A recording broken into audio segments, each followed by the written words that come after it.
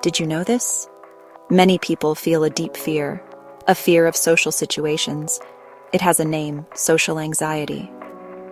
The National Institute of Mental Health says around 12% of adults in the US experience social anxiety at some point.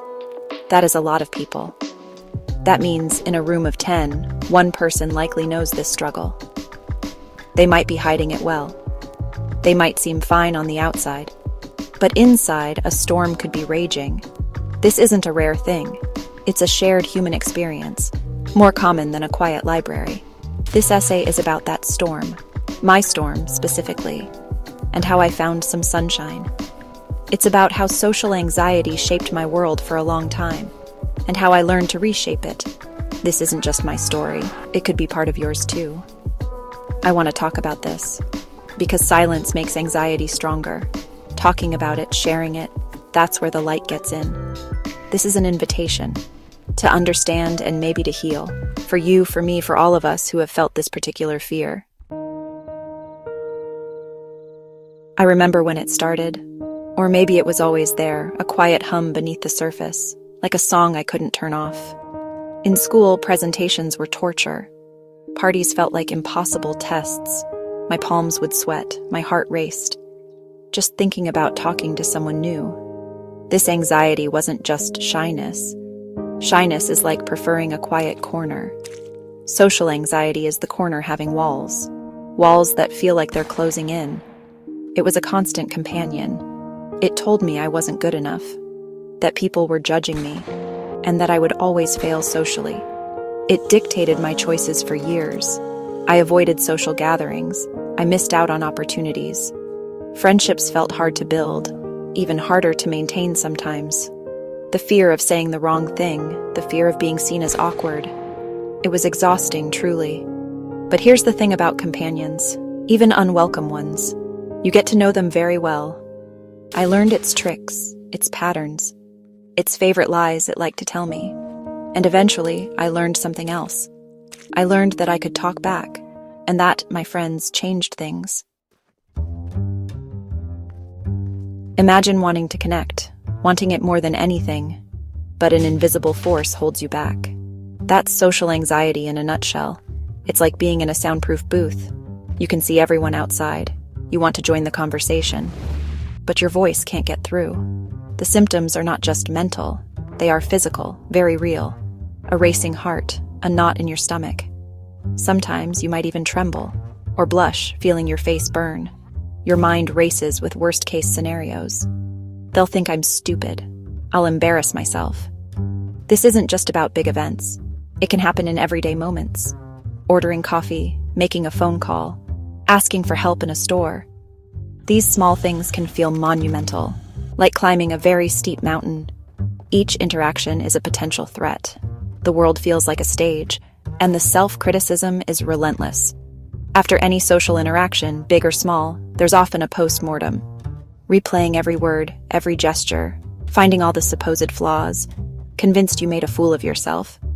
This internal critic is loud and incredibly persuasive, unfortunately. Living with social anxiety is lonely. It's an isolating experience. You want to be part of the group, but the fear keeps you on the fringes. This creates a painful paradox. The fear of judgment leads to avoidance. Avoidance leads to more isolation. And isolation makes the anxiety worse. It can feel like you're defective, like everyone else got a manual for how to be social, and yours got lost in the mail. You see others chatting easily, laughing, connecting, seemingly without effort. And you wonder, why can't I do that? What's wrong with me? This constant struggle takes a toll. It can chip away at your self-esteem, making you doubt your worth, your abilities, your very personality. It can lead to feelings of sadness, even depression for some people. The weight of it is heavy, a burden carried silently, often. And it affects more than just parties. It can impact your career choices, preventing you from speaking up in meetings or pursuing jobs that require interaction. It can strain relationships with loved ones who might not understand the depth of what you're going through. The price is high in many ways. Section 5. Tiny steps, giant leaps. my first moves towards freedom. My journey didn't start with a bang. It wasn't a grand gesture or a dramatic change. There was no sudden revelation, no epiphany that changed everything overnight. It started with a tiny decision, a small but significant choice, a decision to try something different, to step out of my comfort zone. I was tired of the fear that held me back, tired of my world being so small, confined by my own anxieties. So I decided to take one small step, a step towards change. A very, very small step, but a step nonetheless. My first step was simple, almost trivial. I decided to make eye contact with the barista at the coffee shop and say thank you clearly. That was it. Sounds easy, right? For me, it felt like a marathon. My heart raced, my palms were sweaty, my heart pounded, I felt the blush, but I did it, and I survived. I felt a small sense of accomplishment. The next day, I did it again. Each time it got a little easier. And then I tried something else, pushing my boundaries further, asking a stranger for the time. It was a small act, but it felt monumental. Each small success was a tiny victory, a step towards freedom. It was like building a muscle. The more I used it, the stronger it got. These were exposure exercises, facing my fears in small, manageable doses. Facing my fears in small, manageable doses. Each step made me braver. I learned that avoidance is fuel for the anxiety fire. Every time I avoided something scary, the fear grew a little bigger, more daunting. But every time I faced it, even in a tiny way, the fear shrank a little. It was empowering. It was a slow process, yes, but it was progress. Each step, no matter how small, was a move towards freedom. Section 6. Rewiring the worried mind. Thoughts that changed everything. Social anxiety loves negative thoughts. It thrives on them. Everyone is looking at me. I'm going to say something dumb. They don't like me. These thoughts felt like facts. But I learned they were just thoughts. And thoughts can be challenged. I started to question my anxious thoughts, like a detective looking for evidence.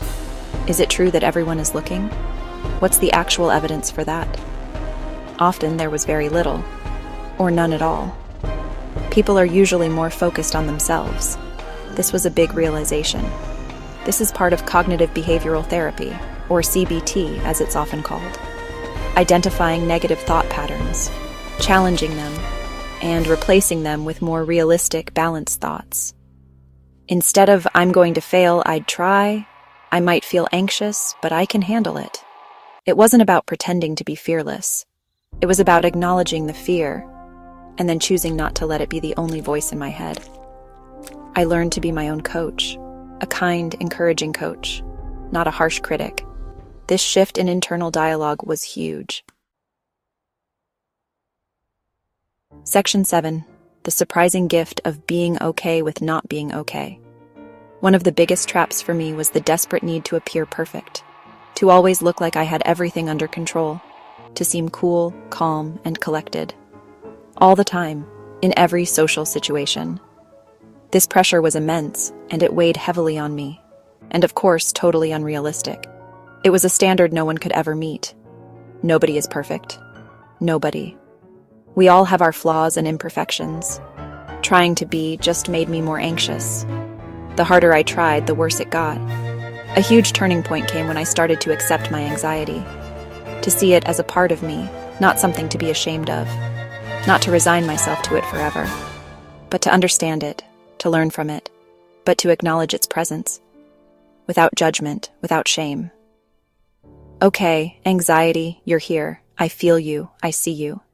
This sounds counterintuitive, I know, but it was a revelation, but it was incredibly freeing. It felt like a weight had been lifted off my shoulders. Fighting the anxiety, resisting it, that actually gave it more power. It made it grow. It was like wrestling with a shadow. The more I struggled, the bigger it seemed. It was exhausting. But when I accepted its presence, it was like some of its energy drained away. It lost its grip on me. I could be anxious and still function. I could live my life despite it. I could feel awkward and still talk. I could be myself, imperfections and all. This meant allowing myself to be imperfect, to embrace my humanity, to stumble over words sometimes, to make mistakes and learn from them, to blush if I blushed, to let my emotions show, to be a little awkward, to be real, and to realize that it was okay, that I was okay. Most people are not scrutinizing you. They are not judging you as harshly as you judge yourself. They are often too busy with their own lives. They have their own struggles and worries. This acceptance was a gift that allowed me to live more freely and authentically. Section 8, That One Tuesday, My Unexpected Breakthrough. There wasn't one single magic moment. It was more like a series of small shifts, subtle yet significant. But there was one particular day that stood out. I call it That One Tuesday. I had to give a presentation that day. Not a big one, just to a small group of colleagues. Normally, this would mean weeks of dread. Sleepless nights, constant worry. And yes, I was anxious that morning. The familiar feelings were there, gnawing at me. My heart was doing its usual tap dance. My thoughts were trying to sabotage me. But something felt different this time. I had been practicing my new tools, challenging thoughts, accepting feelings, taking small, brave steps. As I stood up to speak, I felt the fear, yes. But I also felt something else, a sense of capability. I remembered that I had handled anxious moments before, and survived. I focused on my message, not my fear. I made eye contact. I even smiled. And then it was over. And it was fine. Actually, it was good. I hadn't fainted. I hadn't mumbled incoherently. People even asked thoughtful questions, engaging with my points. Walking out of that room, I felt a lightness I hadn't felt in years. It wasn't that the anxiety was gone forever, but I knew deep down it no longer controlled me. I had found a new strength within. Section 9, Building Your Own Bridge. Key lessons for your path. So what did I learn? What can you take from my story? First, social anxiety is real. It's not just being shy, and it's not your fault. Understanding this is the first step. You are not broken or weak. You are human, facing a challenge. Second, small steps are powerful. Don't try to conquer everything at once. Break down scary situations into tiny, manageable pieces. Celebrate every small victory. Each one builds momentum, like a snowball rolling downhill. It gets easier with practice. Third, your thoughts are not facts. Learn to observe them, to question the negative ones. Replace them with more helpful, realistic perspectives. Be kind to yourself in this process. You wouldn't talk to a friend the way your anxious mind talks to you. And finally, acceptance is key. Accepting that anxiety might visit.